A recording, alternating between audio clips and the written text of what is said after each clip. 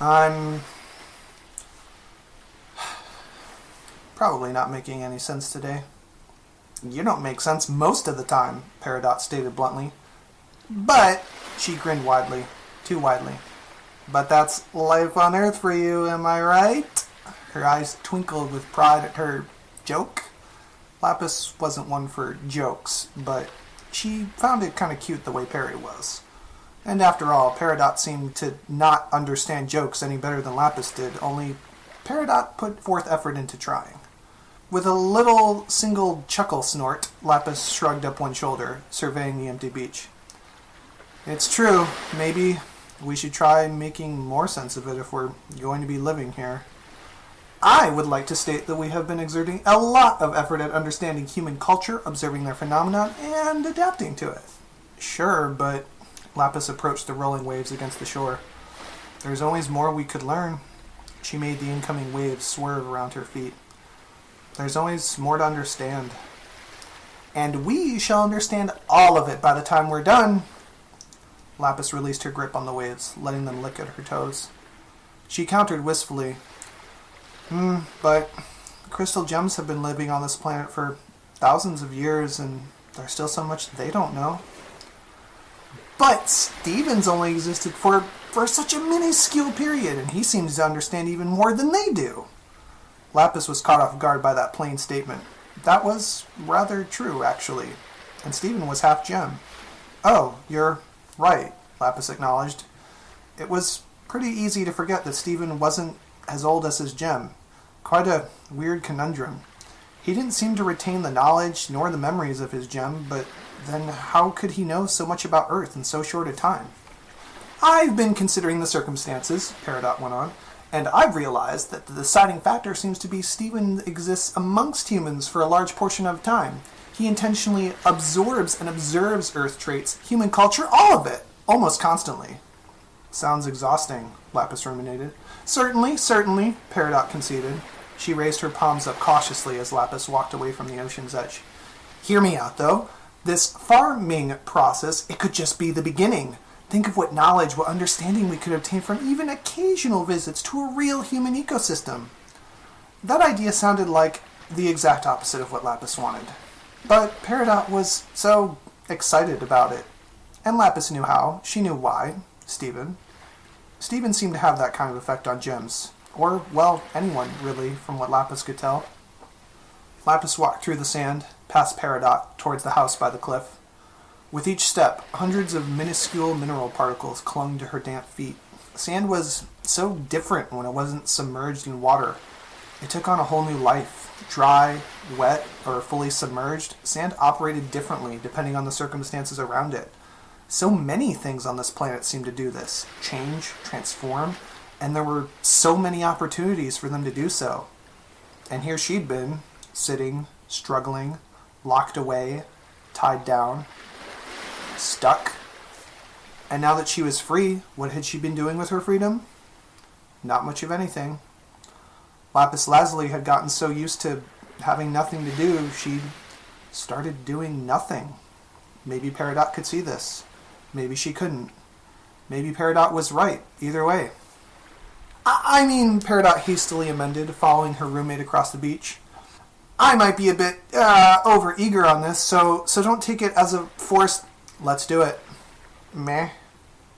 As they walked through the warm sand, Lapis marveled quietly at the mighty image of an imposing fusion she'd never heard of, portrayed in withered stone, towering before them in the distance. She replied to Peridot, I think you're right. Life on Earth, it doesn't mean the same thing as living on Earth. Maybe that's what we're missing. Lapis kept her eyes locked on the downright strange structure before her. How could gems willingly choose to dwell in such an ugly little thing? There was barely any space from the look of it, but, well, this was how humans lived, apparently. Lapis? Peridot eked out dubiously, fretfully. I'm, not sure I follow. That's okay, Lapis decided, having expected such a response. I'll try to explain it to you later. Meh.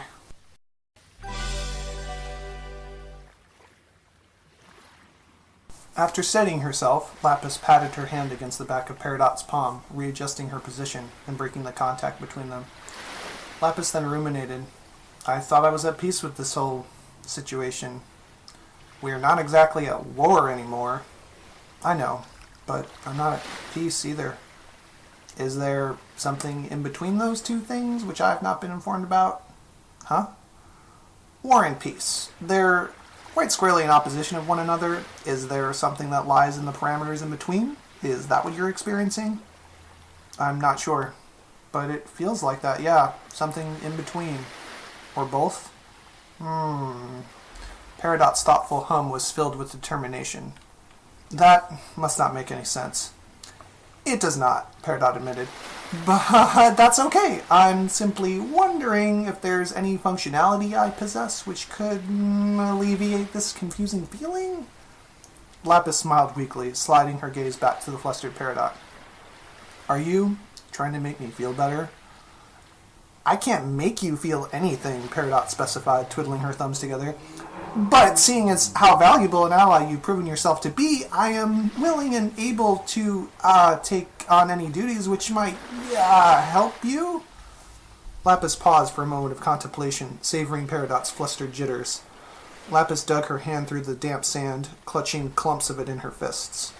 She lifted them, watching as the shards slipped off of her skin in uneven clumps. She then posed. I'm assuming you're not talking about my value in terms of intel or physical force. No! Peridot spat out, her worry quicker than her mouth.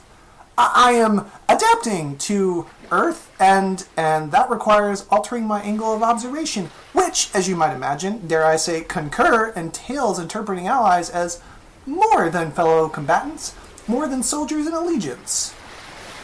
Lapis was captivated the whole while as Peridot had rambled, avoiding eye contact, fidgeting with her eyewear. We're friends, Lapis concluded, with some hesitation. Peridot's nervousness shattered into a giddy, tiny smile, her cheeks glowing. You're quite better at expressing things with less words. Haven't had words to use for quite some time, so... apologies, I was merely... It's okay, Lapis insisted with some warmth. She liked seeing Peridot be so sensitive about it for her sake. But it wasn't necessary. It was intended to be a compliment, Peridot sighed with self-defeat. It was one, acknowledged Lapis, still fascinating herself with the sand. She was starting to use her hydrokinesis to push water out of the stuff, watching it dry in a flash and get carried away by the sea breeze. I am still learning, grumbled Peridot with some quiet despair. Me too, Lapis said with empathy, rubbing her grainy fingers together. The two fell quiet for a moment. The waves had been sliding around them, back and forth, all this time. Peridot curled herself up a little, tucking her knees up with her arms and setting her chin upon them. Peridot confessed. I was quite terrified about the prospect of being stuck here. I put forth a great effort at escaping, only to be sent back. I betrayed my diamond. I assumed everything was over. Lapis hummed, relating in her own ways over her own imprisonment. She could still remember that flash of hope, of shock and alarm upon seeing Stephen's face for the first time, and realizing that in her complacency across such an expanse of time, Lapis Lazuli wanted freedom. She wanted this. It was easy, after the fact, to stew in the bitterness, in the hate, in the anger, and it did make her strong. But Peridot was not strong. She was not brave. Yet Peridot seemed to be experiencing so much joy just from existing in this strange place. Lapis found herself envious of this on occasion. Fortunately, Peridot breathed out, continuing her thought with fidgeting fingers, I have come to discover that it is not over. It was never over. Quite the opposite, actually. I miss Homeworld on occasion, but I don't think it's specifically that planet's combination of traits which I desire. Yeah, Lapis agreed simply. It's that you feel lonely. Yeah, Peridot's expression withered a bit. Yeah, please, I haven't endured anything even close to what... We're not alone, though, are we? Even if the crystal gems left us, we still have a home, one we made for ourselves. We have each other. There was an awkward lull in the conversation as they both dwelt on this idea. The idea of just each other. The possibility of that just being it for some untold time. Yeah, Peridot mumbled shakily. It's not a terribly well-fortified home, and we'd be practically defenseless in the face of a full-scale assault, but I didn't mean it like that, Lapis dryly moaned, sifting her fingers through her bangs. Oh, Peridot drummed her palms on her lap warily. Lapis could see the circuits in Peridot's triangle head sizzling with contemplation. You're, Perry lifted a meager finger, referring to the more metaphysical gains of our living arrangement, aren't you? Lapis tried to give her a reassuring smile. Sure. Another less than comfortable silence fell over them, a reminder of their inherent differences. Lapis could sense the tension building from Peridot, some unspoken frustration. She was too upset herself to confront it, so she waited until Peridot acted. I understand, you know. Peridot's words had spilled out with impatience. Lapis looked to her and let her elaborate. I realize I may consume too many words in my pursuit of conveying ideas. However, I still process these feelings. Peridot hid away her eyewear. She clutched one hand against her chest and the other against her gem, grumbling with desperation. Yeah, I still experience them. Her face flushed a bit, and she sighed deeply, rubbing at her eyes. Hand still over her face, she grumbled, I am still learning about this planet's bizarre climate changes, the impractical usage of fusion for Earth gems, the needlessly complicated manners in which humans engage with each other. It's a bit much. But amidst this chaotic acquisition of knowledge, Peridot paused, her eyes having grown wide at Lapis's likewise curious expression. Peridot took a breath, cleared her throat, and looked away, fussing her palms together. Residing here on Earth with you, it has been an unexpected pleasure. Yeah, same, Lapis murmured hastily. She hadn't known what to expect from Perry, but this kind of earnest expression was not in the range of any of her expectations going into this day trip. Same, Peridot huffed with disbelief, letting her hands drop. What is same? There are so many differences. What you said, Lapis stated calmly but firmly. My feelings, they're the same as yours. Yeah, Peridot's cheeks had darkened with color. Then you wish to remain roommates? Sure. Sure? Not yes? Oh, yeah, I mean, you because I could understand to process. No, it's fine. I have just been trying to adjust to... After fumbling their words around each other's a bit, they both caught each other's embarrassed expressions and devolved into nervous chuckles. Peridot, you don't need to worry about me so much, you know. You're probably the most powerful gem I've met on this planet so far. I'm not really concerned about your safety. You can clearly defend yourself. I meant... Lapis softly laughed through her nose and sighed. I know! Peridot burst out suddenly, giggling to herself. I subverted your expectations with... You're welcome. She was grinning stupidly, her face still flushed. Lapis smirked back, snapped her fingers, and replied, For the joke? She didn't quite understand what attempt at humor Peridot had made, but she still appreciated it. The attempt. That was the important part, really. The other gems, they weren't attempting. They were just avoiding. In the quiet moments that followed, Peridot seemed keen on something. Her expression went puzzled. She leaned forward. She flicked up her arms a few times. The small copper-laced coin of human currency popped up out of the wet sand, and Peridot levitated it toward herself, studying it calmly. After a few more seconds of peaceful stillness, Peridot shivered a bit. Sitting in the damp sand as the cold ocean water continued to slosh inward and outward around them was probably getting a bit chilly for a gem not so used to water. Lapis stood up, pushed out her hand, and held the ocean back for a moment. She proposed, Let's go warm up a little. She took a few steps backward, away from the shore. Peridot obeyed without a word, following her with pattering little steps. Hey, Lazuli, said Perry as they walked. Yeah? I don't think I've conveyed my appreciation for your protection.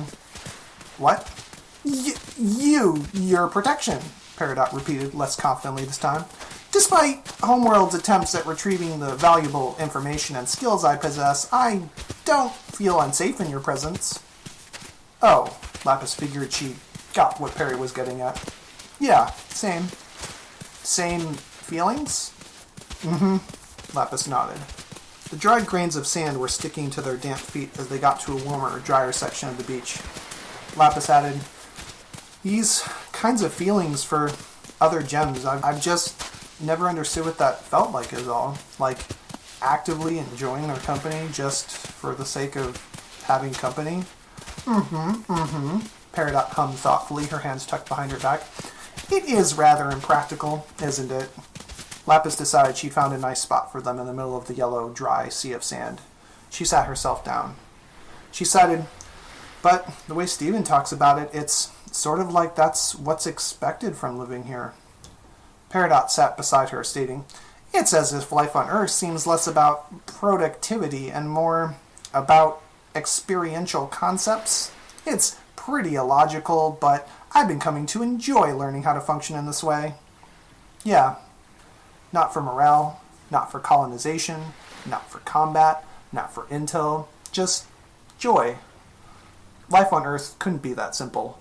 And yet, there were some humans who acted like Stephen, who worked toward that illogical, minuscule thing, like grains of sand clinging to a dampened foot. Sitting beside Peridot in the bright afternoon sunlight, Lapis found herself realizing that Peridot was like the sand, that she was like the sand, that humans were like the sand. They could change properties, change function, change how they acted, how they reacted, change how they collided with one another. All of it could change depending on the circumstances surrounding them. Lapis Lazuli had been, for all intents and purposes, submerging Peridot, holding her down, holding everyone down. She couldn't transform at will, neither could sand. But, like moving sand from the water to the sun, she could change the context, change the property she was exposing herself to. Wasn't that why she'd taken Peridot on this trip, after all? As they sat in silence, Lapis enjoyed the scent of the tiniest of salt crystals in the air, the sound of the ocean pushing and pulling against the planet, willed by cosmic strings and gravity, opposing each other one moment, cooperating the next. The peaceful look on Peridot's timid face, as if she wanted to speak, but was too bashful to say what was on her mind. Lapis reached out her arm toward Peridot and planted her palm against the prickly hair on Peridot's head, swashing the sharp triangle. She watched with some satisfaction as Peridot froze, wide-eyed. The reflection of the ocean in Peridot's eyewear was a small joy in and of itself. When Peridot twisted her head to meet Lapis's gaze, Lapis saw her own reflection in those glasses for a brief moment. She saw herself smiling.